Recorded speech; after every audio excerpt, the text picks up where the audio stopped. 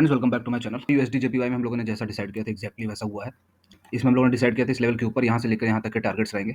पर एक चीज़ की जो सबसे बड़ी प्रॉब्लम हो गई है कि ये अब कंसोलिडेट करने लग रहा है और इस कंसोलिडेशन में कई बार ऐसा हिट हुआ होगा।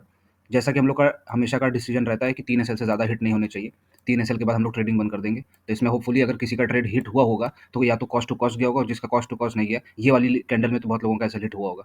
तो नॉर्मली पहला या दूसरे एसएल में होंगे। तो फिलहाल अब वेट करेंगे। इस लेवल पे ट्रेड लेने का कोई खास फायदा नहीं है क्योंकि यहाँ पे कंसोलिडेशन हो चुका है। अब जब तक इस लेवल को क्रॉस नहीं करता है तब तक हम लोग कोई ट्रेड नहीं लेंगे। ये वाला लेवल है इंपॉर्टेंट, इसके ऊपर जाएगा, एक कैंडल क्लोज दे देता है तभी ट्रेड लेना है, उससे पहले कोई ट्रेड नहीं लेगा। बिटकॉइन में देखो जैसा बताया था एग्जैक्टली वैसा हुआ। ये वाले लेवल में वैसे हाफ क्वांटिटी में ही अपने को ट्रेड करना था। शॉर्ट की अपॉर्चुनिटी यहाँ पे मिली होगी। पहली अपॉर्चुनिटी में तो एसएल हिट हुआ होगा, उसके बाद एसएल नहीं हिट हुआ होगा। इसके लेवल के नीचे यहाँ से यहाँ तक आया था। अब नए सपोर्ट और रेजिस्टेंस बना लेते हैं और डिसाइड करेंगे आगे क्या करना है। सपोर्ट और रेजिस्टेंस बन चुके हैं, अब हमें वेट करना है इस लेवल के आने का। अगर तो मार्केट ऐसा करती है कि यहाँ से ऐसा करके ऐसा बनाती है तो वेट करेंगे। यहाँ पे शॉर्टिंग अपॉर्चुनिटी देखनी है क्योंकि ये इतना ऊपर जा सकता है। यहाँ से दो चांसेस हैं। पहला ये कि यहाँ पे प्राइस एक्शन बनाए और उसके बाद वापस नीचे जाए। दूसरा ये कि यहाँ से आके वापस इस जोन में वापस चला जाए। इस जोन में जाएगा तो हाफ क्वांटिटी में ट्रेड लेना है। इसके नीचे आता है तो शॉर्ट ही है, ठीक है। यहाँ से मौका मिलता है, प्राइस एक्शन का वेट करेंगे। यहाँ से यहाँ तक के टारगेट्स रहेंगे। गोल्डी भाई में हम लोगों ने जैसा डिसाइड किया था एग्जैक्टली वैसा हुआ। पर एसएल हिट होने के बाद यहाँ पे तो अपने को कोई ट्रेड लेना नहीं था। इसके नीचे आने के बाद ही यहाँ से जितना भी नीचे गया ऑलमोस्ट 80% जाने के बाद रिवर्स किया, तो यहाँ पे ट्रेल एसएल हिट हुआ होगा सबका। इस लेवल पे हम लोगों को शॉर्ट की अपॉर्चुनिटीज़ देखनी थी। यहाँ पे जितने लोगों ने भी ट्रेड लिया होगा उनका एक एसएल हिट हुआ होगा। यहाँ पे हाफ क्वांटिटी में ट्रेड करना था तो ज़्यादा बड़ा एसएल नहीं हिट हुआ होगा। अब ये वापस अब ऊपर जान रहा है ना। तब इसमें वेट करेंगे हम लोग। ये पूरे जो लेवल्स हैं इनमें फिलहाल कोई ट्रेड नहीं करना है। इस पूरे लेवल को क्रॉस होने दो। जब तक ये क्रॉस नहीं होते तब तक कोई ट्रेड नहीं लेगा इसमें, ना ही हाफ क्वांटिटी में ना ही फुल क्वांटिटी में। इस पूरे लेवल को क्रॉस होने दो क्योंकि ये वाला जो सपोर्ट है ये सपोर्ट की तरह तो एक्ट करेगा ही। अब यहाँ से दो चीज़ें हो सकती हैं, या इस लेवल के ऊपर जब तक नहीं आता तब तक बाइंग की अपॉर्चुनिटी नहीं देखनी है, ठीक। इस लेवल पे स्कैल्प के बेसिस पे ही अगर तुमको बाय करना है तो बाय कर सकते हो। ये वाला लेवल है, मैं सपोर्ट और रेजिस्टेंस बना दूँ। अगर स्कैल्प करना है तो यहाँ पे कर सकते हो हाफ क्वांटिटी में। उससे ज़्यादा कोई ट्रेड नहीं लेगा यहाँ पे जब तक ये इस जोन के ऊपर नहीं क्लोज दे देता। यहाँ पे क्लोजिंग देगा तभी फुल क्वांटिटी करनी है। इस जोन में हाफ क्वांटिटी का ही ट्रेड करना है।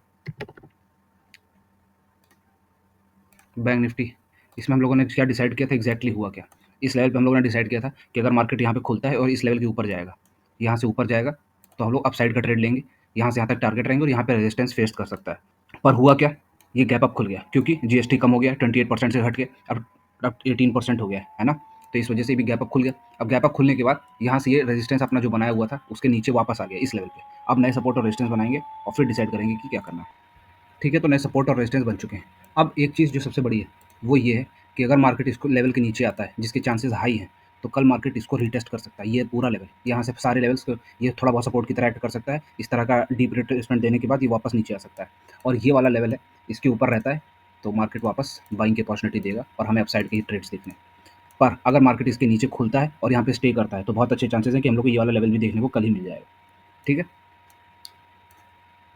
क्रूड ऑयल, क्रूड में हम लोगों ने देखो क्या डिसाइड करके रखा था कि ये वाला जो लेवल है इस लेवल पे हमें शॉर्ट करना रहेगा और अगर ये वाला लेवल के नीचे आएगा तो हम लोग शॉर्ट करेंगे। दोनों ही केसेस के ये बीच में। तो अब हमें करना क्या चाहिए, ये वाला जो इंपॉर्टेंट लेवल है फिलहाल जब तक ये क्रॉस नहीं होता है तब तक इसमें कोई ट्रेड नहीं लेगा। इसके ऊपर जाएगा तभी ट्रेड लेना है हमें, ठीक। ये यहाँ पे खुल गया था तो हम लोगों ने डिसाइड किया था कि अगर इसके ऊपर खुलेगा तो यहाँ से यहाँ तक टारगेट है, यहाँ पे रेजिस्टेंस लेगा। पर अभी वापस इसके नीचे पे आ गया और मैंने ये बताया था कि ये इन्वर्टेड हेड एंड शोल्डर्स जैसा पैटर्न बना रहा है। तो होपफुली ऐसा हो सकता है कि जिस तरह का पैटर्न इसने यहाँ पे बनाया है इस तरह से वैसा यहाँ पे बना। तो अगर इसको इस तरह देखोगे तो तुम्हें दिखेगा हेड एंड शोल्डर्स जैसा पैटर्न बन चुका है। तो अभी वापस ये राइट शोल्डर बना रहा है तो अभी वापस अप साइड जा सकता है, इसके चांसेस हाई हैं, ठीक है। पर हम लोग वेट करेंगे इस पूरे लेवल को प्ले आउट होने के लिए। ये अगर इस लेवल के ऊपर आता है यहाँ पे रेजिस्टेंस बनाता है तो यहाँ पे शॉर्टिंग अपॉर्चुनिटीज़ देखनी है। इसके नीचे जाएगा तो फुल क्वांटिटी में शॉर्ट करना है, ठीक। इसमें कोई खास चेंजेस है नहीं क्योंकि अभी ये फिलहाल इसी जोन में है। जब तक ये पूरा चेंज नहीं होता तब तक इसमें कुछ नया नहीं दिख रहा। वीडियो अच्छी लगी तो लाइक एंड शेयर फ्रेंड्स।